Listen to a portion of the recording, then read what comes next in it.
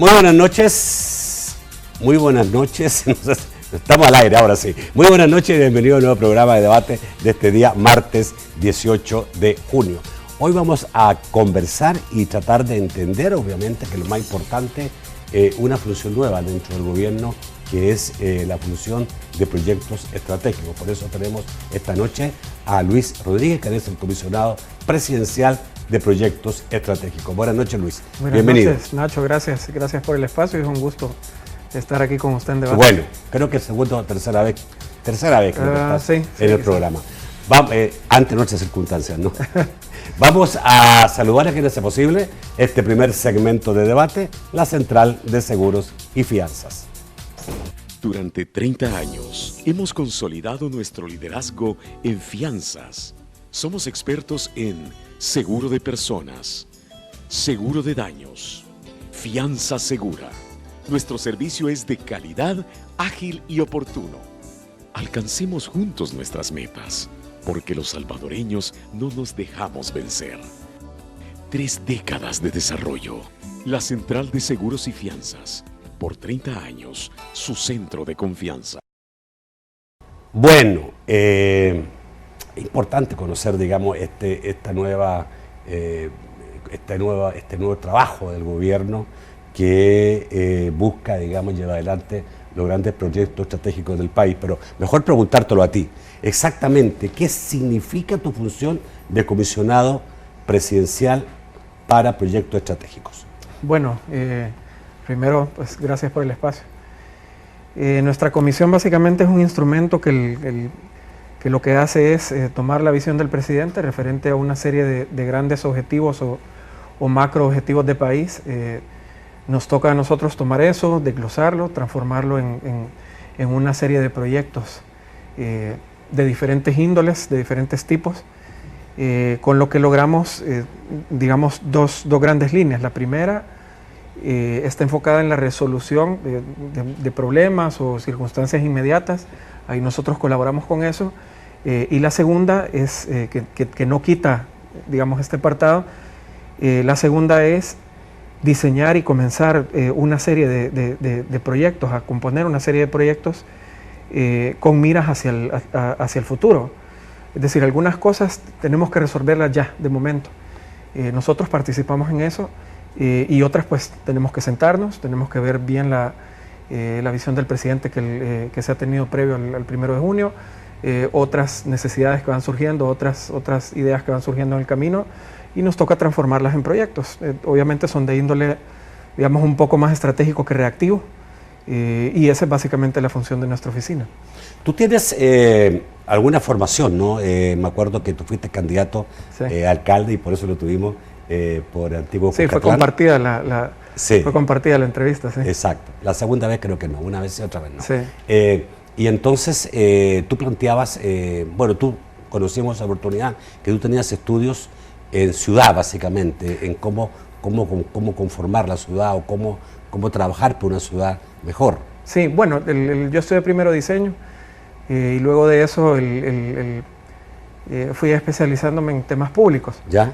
Entre ellos temas de gobernanza, sobre todo, algunas cosas de comunicación política. Digamos que eso fue lo primero, ahí me apasionó bastante el tema político o la parte bonita, digamos, de la política.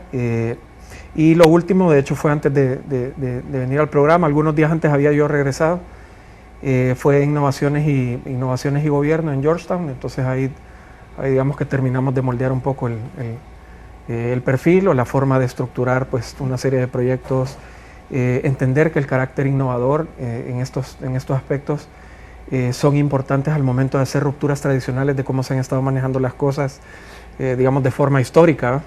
Entender cómo se pueden reestructurar ciertas cuestiones dentro de un gobierno para que el aparato funcione. Entender también que el funcionamiento del gobierno hoy por hoy no depende solo de una institución, sino que evidentemente de un conglomerado de instituciones, sociedad civil, sector privado, sectores de cooperantes o bancas y todo lo que está alrededor. A partir de esta tríada, pues lograr hacer grandes acuerdos y grandes alianzas para comenzar a hacer proyectos de índole integral, digámoslo así. Básicamente por ahí es por donde me he movido. En algún tiempo fueron proyectos de desarrollo de ciudad, digámoslo así. Creo que eso permite entender que la gran política de gobierno debe ir aterrizada a los microterritorios. Muchas veces nos quedamos en macroproyectos o grandes políticas de país, pero se nos olvida el contacto territorial, se nos olvida, digamos, el casa por casa, se nos olvida que hoy por hoy las dinámicas sociales en los microterritorios pueden estar a la par, pueden tener el mismo problema, pero quizás tienen causales distintas y sus dinámicas también pueden ser distintas para tratarlas. Básicamente eso es lo que hemos estado aplicando, digamos, en la estrategia de los proyectos, en la estrategia de cómo funciona el gobierno. Ahí es donde nosotros estamos actuando. ¿Cuáles son los grandes proyectos que ustedes hasta ahora han visualizado?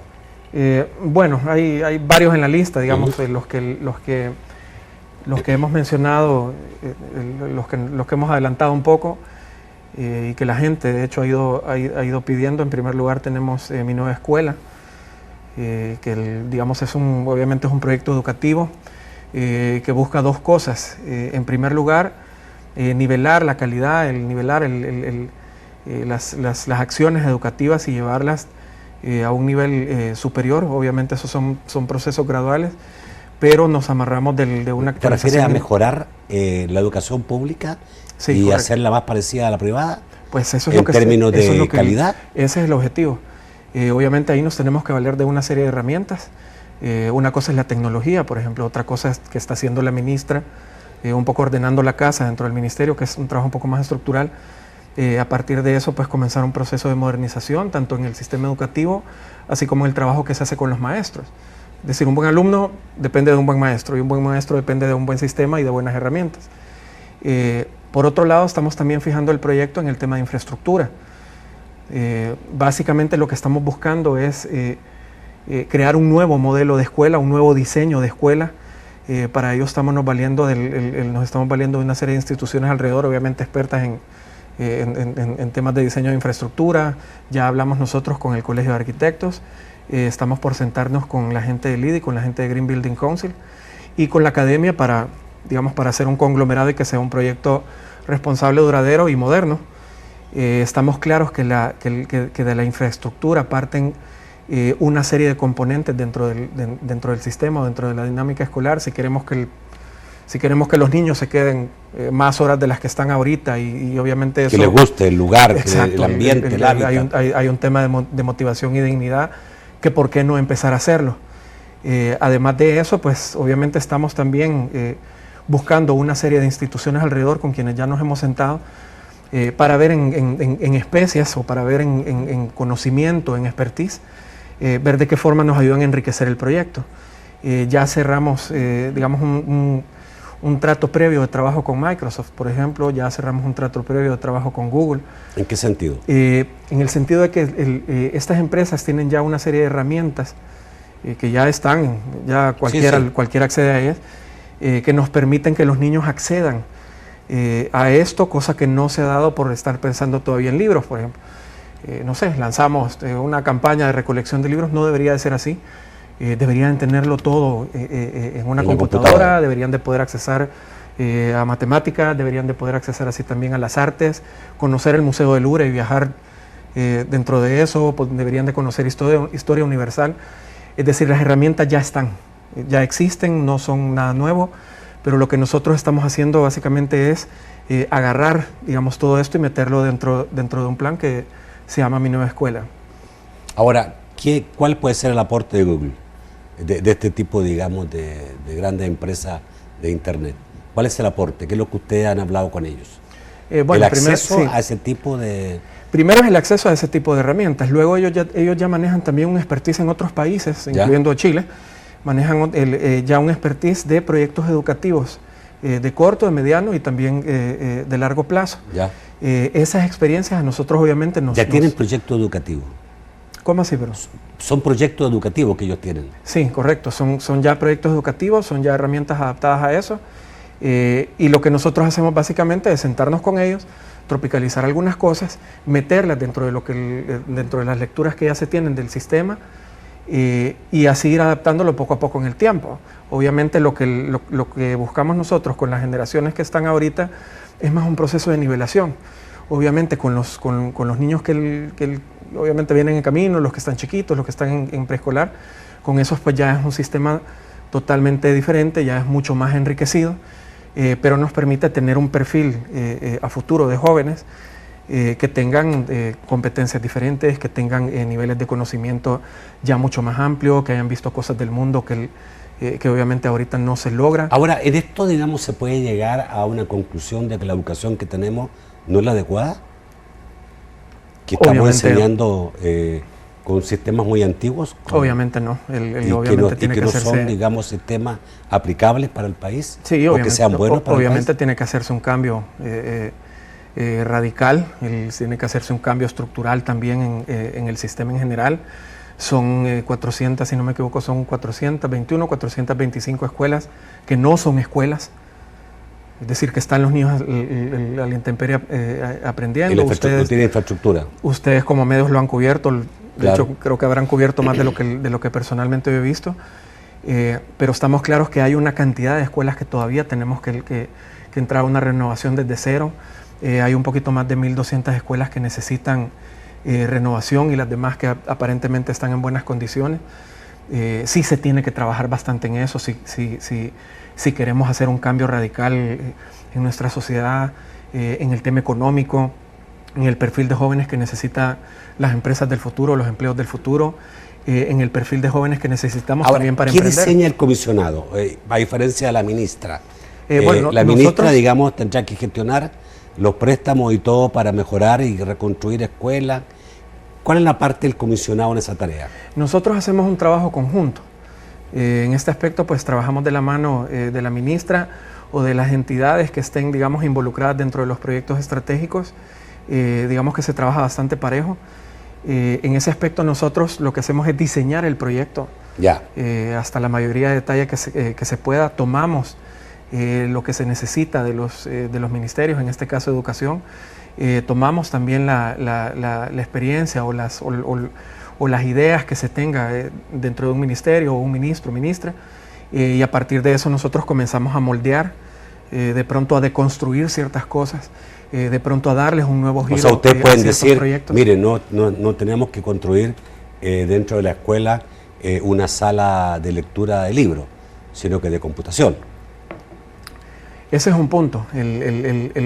Quizás eso se queda un poco pequeño. Claro. La idea es un proyecto integral en el que podamos hablar de infraestructura, tanto física como infraestructura tecnológica, como las herramientas que se van a hacer, como el diseño modular que se va a trabajar en las aulas, y vamos a poner un centro de conocimiento digital, etcétera. Digamos que es un trabajo un poco más amplio en el que luego se involucran ya otra serie de ministerios, salud, por ejemplo.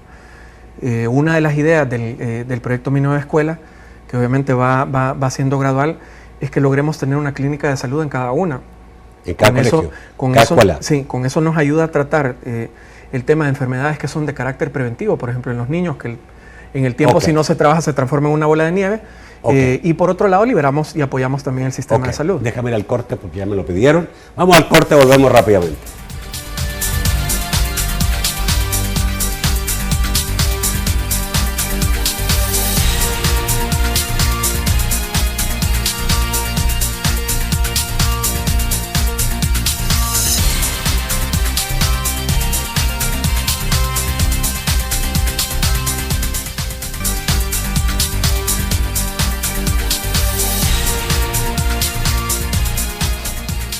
El segundo segmento de debate gracias a COSAVI. Visite las 5 sucursales de COSAVI DRL, Agencia Central y Paseo General Escalón en San Salvador, también en Santa Ana, Quesaltepeque y Chalatenango, y próximamente en San Miguel. COSAVI DRL, tu crecimiento es nuestro compromiso. Gana uno de los paquetes de supermercado gratis por un año en COSAVI DRL. Para participar, abre tu cuenta de ahorro, depósito a plazo o adquiere un crédito en cualquiera de nuestras 5 sucursales. Promoción exclusiva para asociados. Para más información, llama a nuestro PBX 2241-4200. Segundo sorteo, 1 de julio. Cosavi, tu crecimiento es nuestro compromiso. Bueno, Luis, vimos materia de salud. Hay que no solamente, digamos, reconstruir escuelas, Correcto. crear ambientes determinados, sino que también ver cómo se moderniza la formación educativa en el país. Correcto. Pero hay otros proyectos, ¿no? Tengo entendido que incluso proyectos que están incluidos en el Plan Cuscatlán son parte de cosas que tú tenés que darle seguimiento. Sí, correcto.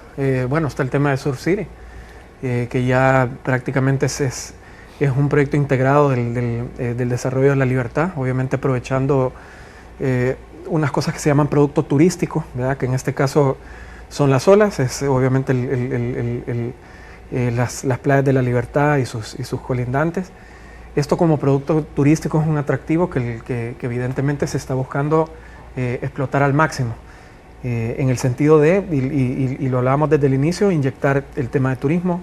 Acompañado de turismo va el tema de acueductos, alcantarillados, de una vez por todas, porque sabemos que es un problema que ha venido con años. Se viene el tema de transporte y movilidad, obviamente el tema de seguridad, viene la red de puertos a partir del proyecto de la Franja del Pacífico. Es decir, sí se está pensando en que sea un proyecto Surf integrado. City. Ese es un proyecto que tiene que ver con la ventaja comparativa o cualidad que tenemos nosotros de tener playas buenas para ese tipo de deporte. Claro, y por qué no. Y no cualquier país del mundo las tiene. Sí, incluso yo me he dado cuenta que figuramos en revistas internacionales Sí. de surf, nuestras playas, básicamente el Tunco y otras por ahí, figuran en la... Y bueno, me pasó que un pariente mío, que es casado con una pariente, gringo total, apareció acá con su tabla de surf porque venía básicamente guiado por las publicaciones internacionales. Y vino acá. Sí. Mucha gente, tengo entendido, que viene acá, y viene un turista que no es normalmente el turista que viene a El Salvador, porque el turista de El Salvador o es el salvadoreño que vive en Estados Unidos o son centroamericanos, etc. Este es un turista básicamente norteamericano, ¿no? Sí, es un perfil diferente, y el punto con este proyecto es que se le ha estado dando la espalda al mar en todo aspecto. El tema turístico como inyección económica y como inyección de desarrollo social es clave.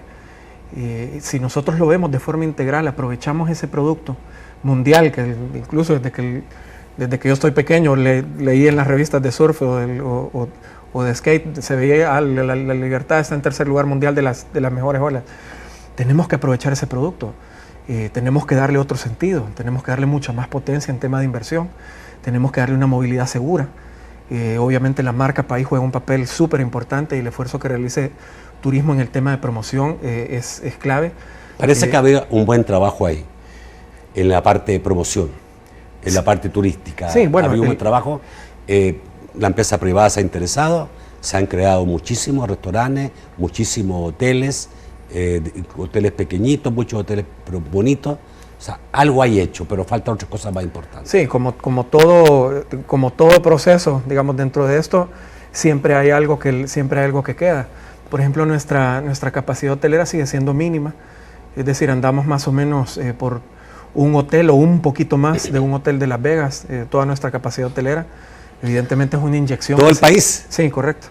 Evidentemente es una inyección que se tiene que hacer. El tema de los desarrolladores en la zona de la libertad es clave, pero para eso, como gobierno, se tienen que dejar condiciones ya establecidas, condiciones de infraestructura, condiciones sociales, de seguridad, condiciones de mercadeo, incluso de que los esfuerzos que se vayan a hacer ahí pues vayan a traer o el doble o el triple o el cuádruple de turistas del perfil que usted está mencionando, o incluso de otros. Que logremos hacer un mix también de perfiles. Un centro de convenciones en Surf City, por ejemplo, atrae otro perfil que, digamos, tiene un poder adquisitivo mucho más alto. Es decir, el proyecto como tal es tan versátil que permite que todo el aparato del Estado prácticamente pueda entrar a participar y a colaborar en generar condiciones para que esto se desarrolle, y evidentemente para que el impulso económico y social sea clave. Por ejemplo, ¿qué hacemos nosotros con mi nueva escuela a partir de Surf City? Sabemos ahorita que la mayoría de turistas son uno que tú mencionabas, el estadounidense, y por otro lado el brasileño. Ah, también. Entonces, ¿qué deberíamos de enseñar nosotros en esa zona? inglés y portugués en las escuelas de esa zona. ¿Qué deberíamos de enseñar como estudios especializados en la zona? O los jóvenes de la libertad, gastronomía, turismo, creación de productos turísticos, mercadeo turístico. Es decir, hay un montón de oportunidades que si nosotros metemos al aparato del Estado a participar en eso subimos a la sociedad, en eso subimos al capital privado, no dudamos que este proyecto va a ser un éxito. Y tú dijiste que porque estabas conectado con el puerto de la Unión. Sí, al final digamos que conecta con un megaproyecto que nosotros también tenemos dibujado, que es la Franja del Pacífico, que básicamente es, obviamente su mismo nombre lo dice, es aprovechar las 6 veces que tenemos de territorio marítimo que no hemos aprovechado, digamos, en su máximo. O sea, tenemos el 6 veces más de territorio marítimo que terrestre. Sí, que terrestre. Y históricamente le hemos dado un poco la espalda. Claro. En tema de infraestructura, por ejemplo, hablando del puerto de la Unión, es un proyecto que CEPA está desarrollando el paralelo a ordenar la casa. Ahora, ¿ustedes tienen claro que ese proyecto es viable? Porque siempre se ha discutido si es viable o no es viable el puerto de la Unión. La viabilidad depende del carácter con el que tú lo veas. Por ejemplo, si yo veo un proyecto de forma individual, obviamente es mucho más débil que yo lo incluya dentro de un todo, en una oficina, conexiones, internet, programas de trabajo, etc. Así nosotros vemos el proyecto del puerto. Si nosotros lo vemos solo, como proyecto de la Unión, es muy probable que sigamos en la misma rueda o en la misma piedra de Sísifo, que empujaba, regresaba, empujaba, regresaba. El punto con esto es que nosotros le estamos dando un pequeño giro estratégico y estamos diseñando un proyecto de red de puertos. No es una infraestructura nueva, digámoslo así, sino es aprovechar al máximo la infraestructura que ya tenemos. Tenemos puerto de la Unión, tenemos puerto de Corzaín, tenemos puerto de Acajutla, ¿por qué no? Tenemos también la zona de la Libertad, que si nosotros lo vemos como una sola estrategia, una administración ordenada, una administración que logre llevarnos a un nivel de competitividad en la región que no tenemos ahorita, y estamos hablando de competitividad en general, una administración que entienda estratégicamente que nuestra ubicación geográfica es clave y tiene un potencial enorme, así como toda Centroamérica lo está aprovechando. Nosotros nos estamos, digamos, quedándonos en el último barco de esta potencialidad. Nosotros lo estamos viendo como una red integrada de puertos, donde probablemente uno vaya haciéndole el complemento al otro, donde probablemente a uno le podamos dar otro giro diferente con el que sí lo aprovechemos. Así lo estamos viendo y así lo estamos trabajando ahora. CEPA está metido en eso de lleno. Nosotros obviamente estamos colaborando con la parte estratégica. Ya hay algunos expertos que están colaborando con nosotros en darnos esa factibilidad, digamos, de que sí es real, de que podamos pensar en una red de puertos y esto nos traiga una potencialidad en temas logísticos y pesqueros con un alto impacto. Estamos dándole la espalda también, y eso tiene también la Franja del Pacífico, al tema de la pesca, y no estamos explotando lo que se llama industria azul, economía azul, donde básicamente explotemos al máximo todo el tema de pesca. Obviamente tengamos que poner la infraestructura necesaria, metamos tecnología también para ayudarle a los pescadores, podamos ir reutilizando ciertos productos que se estén trabajando ahí, podamos meter el agro como un complemento en esa zona, pero ojo, agro adaptado a la zona, y podamos sacarle al máximo también la red de puertos, Proyecto Sur City. ¿Cómo vamos a conectar todo esto? Ya si lo vemos como un todo, ya El Salvador cobra, digamos, otra posición dentro de Centroamérica. Ok. Esto, por ejemplo, el caso, digamos, de el puerto que pueda entrar a funcionar, me imagino que habrá un proceso de licitación para transformarlo en un asocio público-privado, ¿no? Después de todo eso, ¿qué es primero? O sea, ¿tiene que ser primero la licitación del puerto o todo empieza de una vez? Lo ideal es que, y quizás suene un poco trillado, pero no sé, pero realmente es difícil que se haya hecho antes. Lo ideal es tener una estrategia clara y objetivos claros que queremos como país. Vuelvo a lo mismo, si la estrategia es una sola infraestructura y en eso nos vamos a enfocar, así de mismo va a ser también el gran resultado que tengamos. En este caso, la estrategia que planteó el presidente que el que hablamos con el presidente fue, ok, pensémoslo de forma macro, pensémoslo de forma nacional y saquémosle al máximo todo lo que tenemos nosotros como costa, nuestra ubicación regional, el potencial logístico que tenemos de conexión, de ser un hub para ciertas empresas logísticas, que para eso tengamos que adaptar ciertas infraestructuras, estamos dispuestos a hacerlo, pero obviamente eso nos lo va a decir la estrategia que tenemos planteado. ¿Qué viene primero? Viene primero obviamente la idea, como cualquier diseño de proyecto, luego viene el planteamiento estratégico y luego vienen ya los procesos formales, que son los estudios de prefactibilidad, los estudios de factibilidad, los roadshows que tenemos que hacer o que se hacen incluso en el camino. Todo eso está contemplado dentro del proyecto, pero nada funciona si no hay una estrategia y un rumbo claro de lo que queremos como país. Ok, Luis, no sé si tengo tiempo en este bloque, porque quiero... Hay, por ejemplo, tú has hablado también de la cuarta revolución industrial. ¿Qué Correcto. es eso? Bueno, la cuarta revolución industrial es un tema que planteó el presidente creo que fue en ANEP, en una especie de debate que hubo en ANEP sobre el tema educativo y las nuevas generaciones.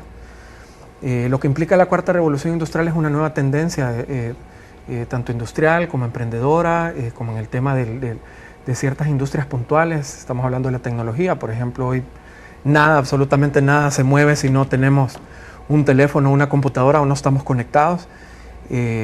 Para allá se está moviendo, digamos, todo el tema de empleo, industria, cómo se está moviendo hoy. Incluso los medios de comunicación entran en la cuarta revolución industrial como industria naranja. Las artes entran ahí, la tecnología entra ahí, el diseño de aplicaciones entra en eso, las comunicaciones, el diseño gráfico, para allá va la tendencia. Entonces, ¿cuál es el reto que tenemos nosotros? El sistema educativo, como lo tenemos ahorita, le dedica el 0.27% de su infraestructura y de su esfuerzo a los temas de industria naranja, la relación con la cuarta revolución industrial. Es decir, estamos un poco disonantes con la demanda que está surgiendo a nivel mundial. Tenemos que ir a pegarnos a eso. El rol educativo, pues tenemos que darle vuelta a eso, tenemos que ponernos un poco atrevidos en el sentido de darle más, meterle un poco más de gasolina a las capacitaciones a los jóvenes en temas de tecnología, a darle otro rol, digamos, un poco más preponderante a la educación creativa, a resolver problemas de ya. Así está marcando la tendencia, hacia allá tenemos que movernos, ya se está preparando el plan en el Ministerio de Educación, estamos buscando también las alianzas con las empresas que te pueden capacitar, digamos, de una forma mucho más rápida, puedas tener un título técnico que te permita tener negocios a nivel mundial.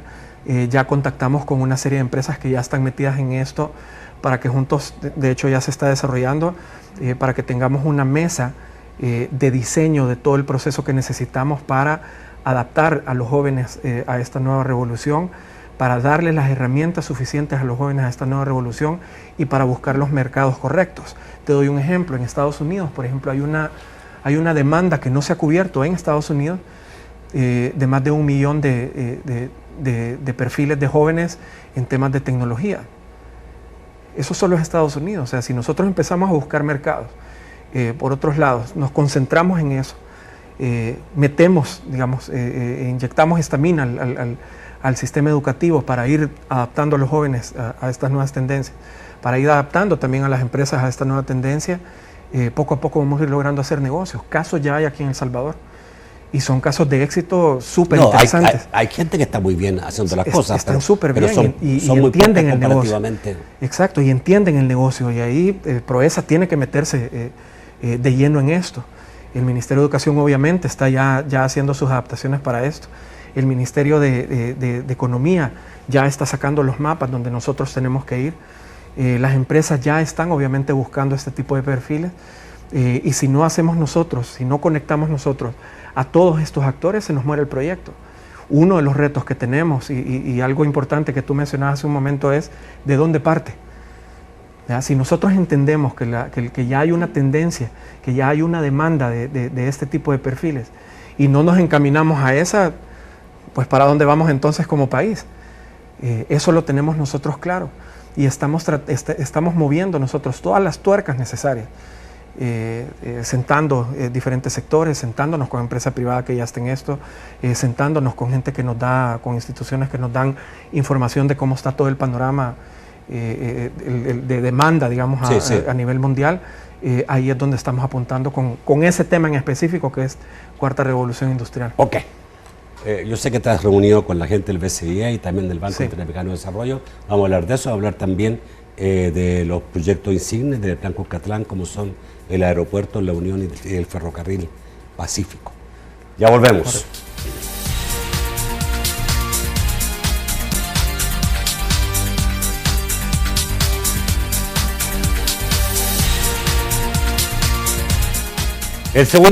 El tercer segmento de debate, gracias a Sistema FedeCrédito. Conéctate y disfruta de tu tiempo hasta donde quieras, utilizando los canales digitales del Sistema FedeCrédito.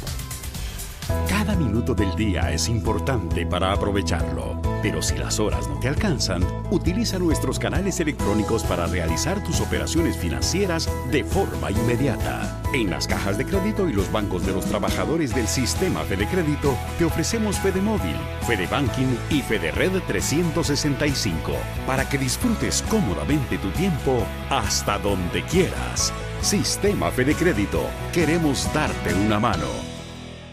Fíjese que esto que dice la publicidad de FedeCrédito tiene toda la razón. Es que usted puede disfrutar su tiempo mucho más si utiliza la tecnología. Y dice ahí, utilice los canales digitales del Sistema FedeCrédito. ¿Qué significa esto? Que usted no tiene para qué ir. Y no estoy haciendo publicidad, ¿no? Ya la hice. No tiene para qué ir a un lugar determinado.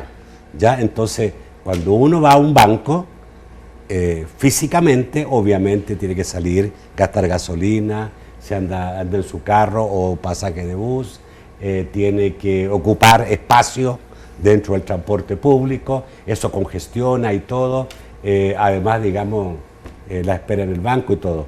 Usted lo puede hacer, muchas cosas se pueden hacer hoy día tecnológicamente. Correcto. Las sociedades modernas son tecnológicas, obviamente ayudan mucho a que quede más tiempo para el buen vivir. Y así lo gobiernos. Entonces la palabra a lo mejor está un poco desfasada para tener más tiempo para uno. Sí, y así los gobiernos. Si los gobiernos se adaptan y dan un mejor servicio a través de la tecnología, pues te empujan también al país ya a otro ritmo y a otro tipo de Imagínese lo que significaría sacar su carnet de conducir por computadora. O hacer la mayoría de trámites por ese aspecto, que usted pueda hacer la mayoría de los trámites, hacerlo por internet sin salir de su casa y no, digamos, ser un ciudadano que está congestionando el país todos los días. De hecho, en ese aspecto, un pequeño paréntesis, incluso la misma estructura de gobierno ha dedicado un capítulo especial al tema de innovaciones y tecnología. Hay una secretaría que está dedicada específicamente a eso, tanto para modernizar el servicio de gobierno, así como también comenzar a resolver una serie de temas sociales a partir de innovaciones sociales en función de la gente. Entonces sí como gobierno hay una visión muy clara del presidente a través de esta secretaría en llevarnos también a un gobierno digital, a otro tipo de servicios, a tener control digamos, de ciertos temas territoriales. Porque, por ejemplo, el caso del tráfico es uno de los principales problemas del país. Sí, claro. Y seguramente tú vas a tener que meter mano ahí con algún proyecto estratégico, porque realmente tenemos un problema gravísimo. Sí, cada vez va a ser peor. Se está diseñando un plan maestro de movilidad, básicamente que incluya los dos temas con la misma jerarquía, digámoslo así. Uno es la estrategia de movilidad dura, que esto implica vehículos, camiones, buses, etcétera. Y otro tema que es la movilidad blanda, que es de una vez por todas empecémosle a dar el primer lugar a la gente y empecémosle a dar el primer lugar al usuario por sobre las maquinarias. En ese aspecto sí estamos trabajando en una propuesta estructural. El presidente pidió, digamos, todos los temas que tengan que ver con movilidad y conjuntémoslos todos en un proyecto estratégico. En eso sí estamos nosotros trabajando. Ok, sin duda. A ver, aeropuerto y ferrocarril. Son los dos como proyectos estratégicos del Plan Cuscatlán, del plan del actual presidente Nayib Bukele. Y esto, digamos, uno se pregunta, bueno, pero estos son inversiones inmensas. ¿Son viables, son posibles para el país? ¿Son necesarias para el país? Bueno, quizás comenzando con el tren del Pacífico. Primero, el proyecto es parte de un macro proyecto que es la Franja del Pacífico, es decir, ahí incluimos el tema de la red de puertos y cómo hacemos una conectividad logística y de personas de esquina a esquina del país. En este caso, por ejemplo, y me voy a remitir un poquito a la historia, siendo breve, El Salvador tuvo tren en 1886. Que básicamente se movía del occidente del país hacia San Salvador, Apopa, etc. Sin irme tan a detalle en sus etapas, allá por el 74 se entregó esto a CEPA, y básicamente lo que nosotros tenemos ahora son una serie de museos donde definitivamente sepultamos al tren. Ahora, ¿cuál es la viabilidad de este proyecto? En el 2018, por ejemplo, Renfe, que es la compañía española. Ahora, que perdón, maneja... el objetivo fundamental, entiendo yo, es reducir el tráfico de camiones de carga por toda la red carretera del país. Ya voy a llegar... O reducir significativamente. Ya voy a llegar a ese punto. Y hacer del tren el que traiga la carga, básicamente. Sí, ya vamos a llegar a ese punto. Bueno. En el 2018, Renfe le ofrece a El Salvador un estudio sobre tren, estudio que ni siquiera se tomó en cuenta. Renfe en España ve que aquí en El Salvador, ve que aquí en la región hay una factibilidad estratégica para tren, obviamente por nuestra ubicación geográfica a nivel centroamericano. CEPAL hace poco, ustedes lo mencionaron en sus noticieros, hace una propuesta también estratégica regional a partir de la iniciativa que tiene México, por ejemplo, en el tema del Tren Maya, y a partir del éxito de la conexión de CIEPAC en temas de energía. Utilizando ese mismo modelo, CEPAL dice Centroamérica tiene que hacerlo y tiene que conectarse por medio de tren. Costa Rica, por ejemplo, ya con un apoyo del BESIE y con el acompañamiento del BESIE ha llegado ya a su etapa final, donde ya están en Ahora, el roadshow. ¿por qué tren y por qué no red carretera? A ver, son dos cosas. Uno, a nivel nacional, sí ya necesitamos otro tipo de transporte que permita que la carga se mueva mucho más rápido si nosotros lo conectamos a futuro con la red de puertos, por ejemplo. Pero su riqueza, digamos, principal es la política regional que nosotros tengamos a partir de la visión del presidente, que sea ya la conexión a nivel centroamericano. Ya Panamá empezó, ya Costa Rica empezó, ya México empezó. O sea, nosotros no nos podemos quedar en el último vagón a nivel estratégico. ¿Y la red, por ejemplo, que está haciendo Costa Rica es con llegada a la frontera? Sí, de hecho, lo que están contemplando los países, y CEPAL, digamos, terminó como de cerrar esa visión estratégica, se tiene que conectar México con toda Centroamérica.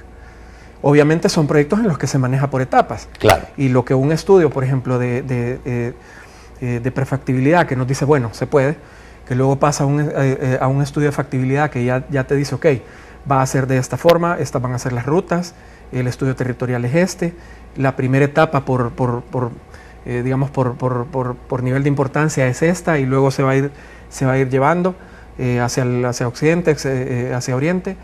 El que nos diga también, ok, cuál es el perfil que se le va a dar al proyecto, si es 80% logístico, por ejemplo, que es ahí donde lo vamos a hacer rentable, o si es 80% de transporte de personas. Es decir, los estudios lo que nos van a ir diciendo es para dónde lo vamos a ir encaminando. Nos va a ir diciendo también las fuentes de financiamiento que nosotros vayamos necesitando para poder hacerlo real, y es un acompañamiento, digamos, estratégico en el que el BESIE ya anunció su apoyo, ya anunció que junto con el presidente pues ya se habían sentado, ya viene un apoyo de parte de ellos en el tema de la prefactibilidad, de los estudios de factibilidad, e incluso de la búsqueda de los financiamientos para que lo podamos desarrollar. A nivel local tiene un beneficio obviamente económico para el país, pero también a nivel regional se vuelve muchísimo más rentable y muchísimo más potente, y definitivamente quedarnos nosotros en el último vagón no es la visión del presidente. Ahora, esto es una vuelta al pasado, ¿no? Pero una vuelta al pasado de una manera diferente, porque el tren casi, digamos, desapareció en todo el mundo. Hace más de 100 años. A pesar que fue el gran medio de transporte, pero ya después con los aviones, con las carreteras que fueron creciendo, con camiones que se agrandaron mucho, porque antes los camiones no tenían el tamaño hoy día, aparentemente el tren empezó a desaparecer, pero no fue así, porque al cabo de un tiempo de mala época, el tren volvió a florecer muy fuertemente en Estados Unidos, en Europa, para qué decir, sí, y en América Latina también. Y va floreciendo también según las dinámicas regionales y mundiales. Es decir, el tema logístico, quizás antes del tren, el tema logístico nos obliga también a realizar a nosotros ciertas estrategias nuevas. El tema mismo del transporte de la gente de un lugar a otro en poco tiempo. Correcto. Nos lleva y nos obliga a nosotros a realizar una serie de grandes acciones coordinadas. ¿Es un proyecto demasiado caro? Sí, obviamente son proyectos... claro, porque no tenemos línea, habría que hacer línea, habría que comprar terreno, expropiar o... Sí, correcto. Hay que hacer, tiene que hacer todo. Se tiene que hacer todo. Lo que hay no sirve, ¿no? Sí, yo considero que no. Al final el estudio, creo que el estudio, los expertos ya pueden decir si sirve o no sirve. Ya. Lo importante de los estudios, y por lo que tú mencionabas de qué tan caro es eso, lo importante de los estudios es que el estudio mismo de las factibilidades financieras de retorno de inversión que se va a realizar. Ahí digamos que son dos. Uno, un retorno de inversión en desarrollo de país, que ya prácticamente estamos hablando de la contribución al PIB, de lo que mueve esto en términos económicos, de los tiempos de cargas, de lo que en un futuro nos puede llevar al crecimiento económico cuando ya estamos conectados a nivel regional. Y por otro lado también la factibilidad financiera a partir de tren de pasajeros, que es lo que esto puede traer como rentabilidad. Es decir, el estudio es lo que nos va determinando la ruta por donde ir, las estrategias que nosotros tenemos que hacer para las grandes acciones coordinadas. Es decir, eso digamos que es la guía de todo. Y eso es lo que estamos buscando nosotros. Trabajar el estudio, podérselo presentar al país. Okay. Hasta el momento no hay, digamos, un financiamiento determinado, no hay un presupuesto, no hay, digamos, un costo. No, porque el proceso mismo dice, primero la prefactibilidad, luego la factibilidad, y es donde se determinan. Porque en casi todas las entrevistas que te hacen, pero no dijo cuál es el costo del proyecto, sí. Pero entiendo. Y en el caso del aeropuerto. Bueno, el aeropuerto, digamos que... ¿Qué tipo de aeropuerto estamos hablando, primera cosa? Porque es un proyecto similar, digámoslo de esta manera. Pero es un puerto pequeño, perdón, es un aeropuerto pequeño, no un aeropuerto grande. Sí, digamos que es un tamaño... para recibir aviones, no digamos de muchos pasajeros, ¿o sí? Lo que se está buscando originalmente es eso, y aquí voy al punto. Digamos que es una construcción similar al tema del tren. El aeropuerto, lo que determina para nosotros la construcción del aeropuerto, el gran potencial es nuestra ubicación geográfica, tanto a nivel latinoamericano, así como a nivel de conexiones continentales. Teniendo esto, obviamente nosotros... ¿pero por qué? A ver, ¿quién iría al aeropuerto de la Unión? El salvadoreño.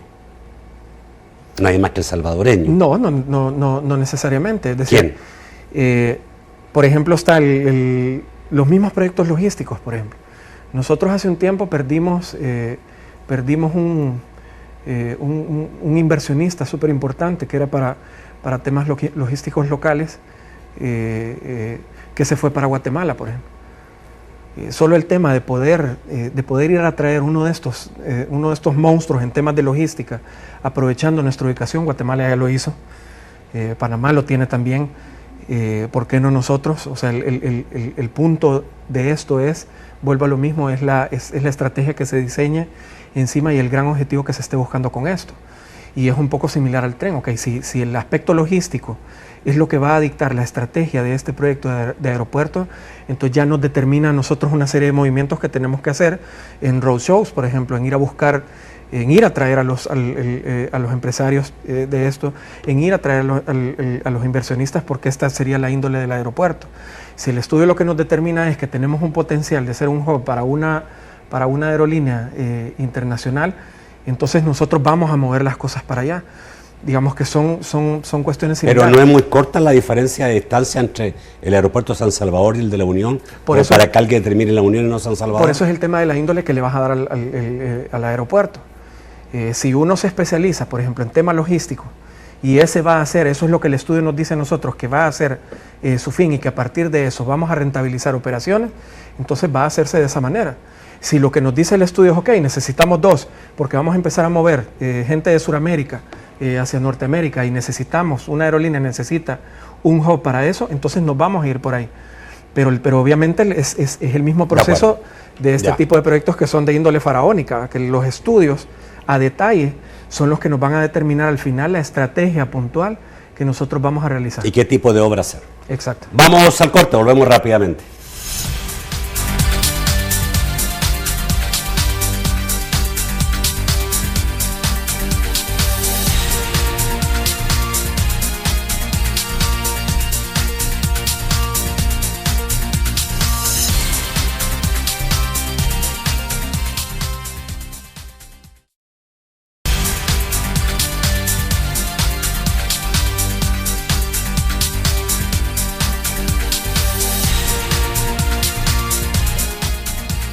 Vamos con Francisco Bonilla. Buenas noches, Francisco. Un placer saludar. Buenas noches, caballeros. Vamos a iniciar con Javier Medrano.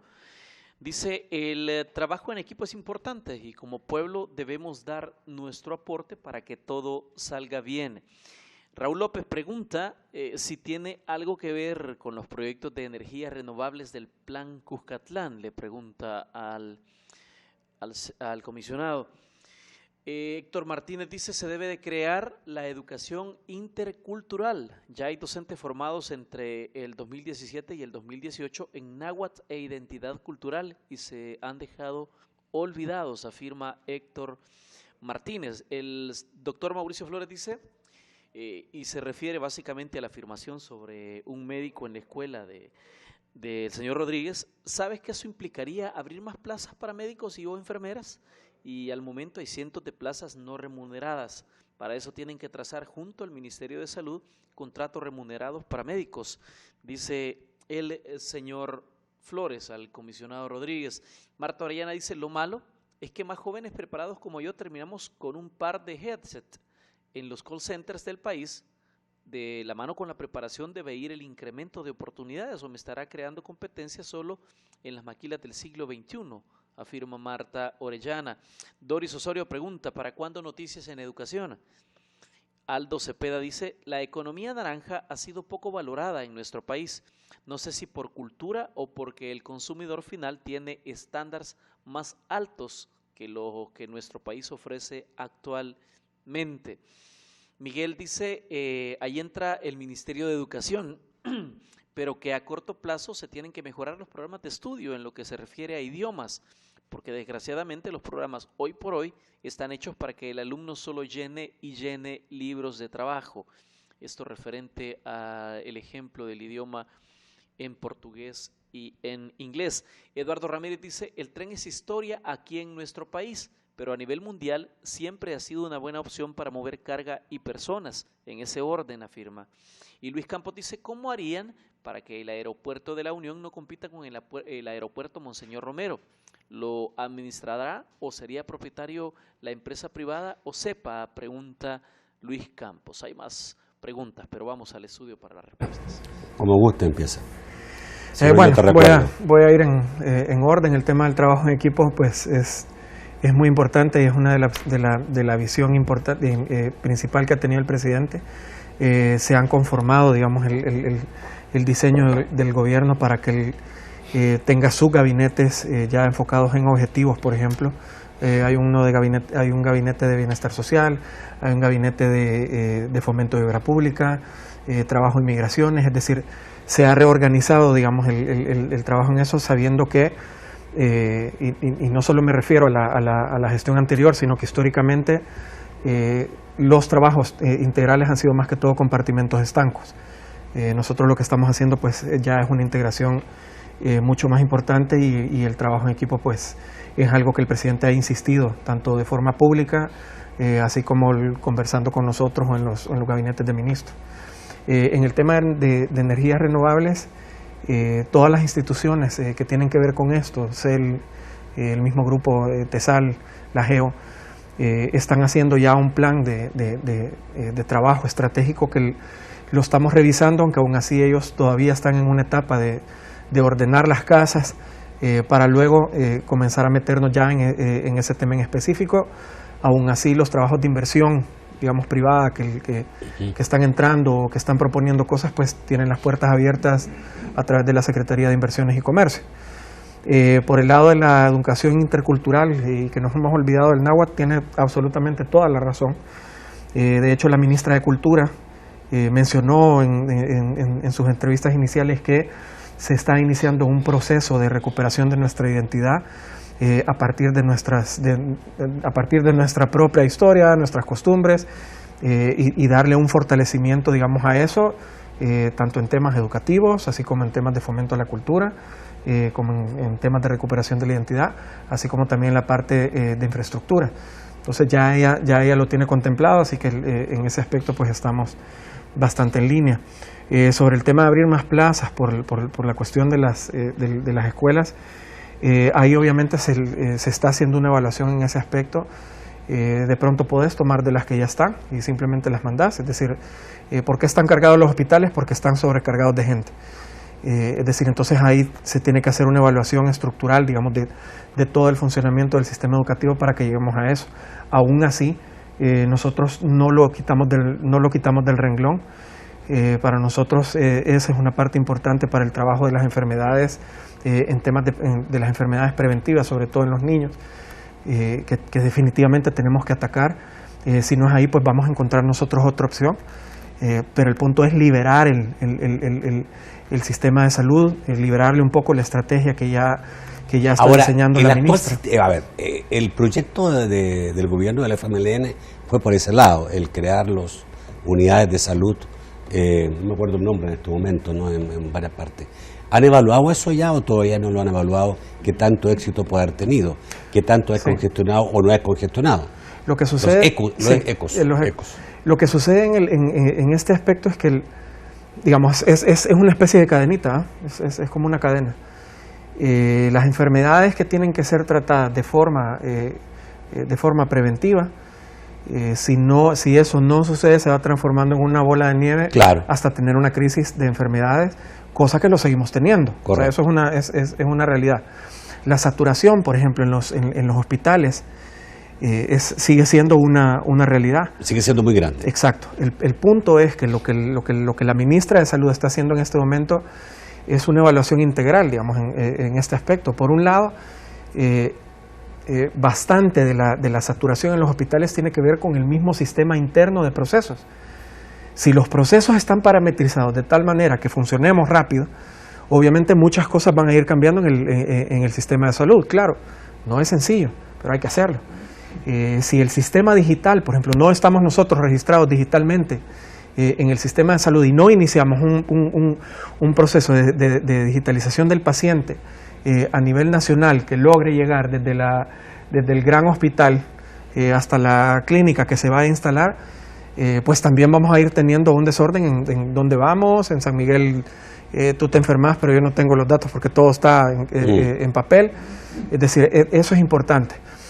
Por ejemplo, el tema de la cadena de abastecimientos o las compras, eso también es un tema que la ministra está evaluando. Entonces, evidentemente, nosotros podemos entrar en un proceso de construcción de nuevos hospitales, pero si estos no son paramétricos, si estos no tienen el soporte en ciertos cambios de logística o de procesos, si estos no tienen tampoco el soporte de un buen manejo de cadena de abastecimiento, no sé, vamos a tener exactamente lo mismo, solo que en un lugar un poco más lindo. Ok. Entonces, digamos que es un poco complejo el asunto, pero obviamente el Ministerio de Salud lo está trabajando desde raíz, desde procesos hasta la infraestructura.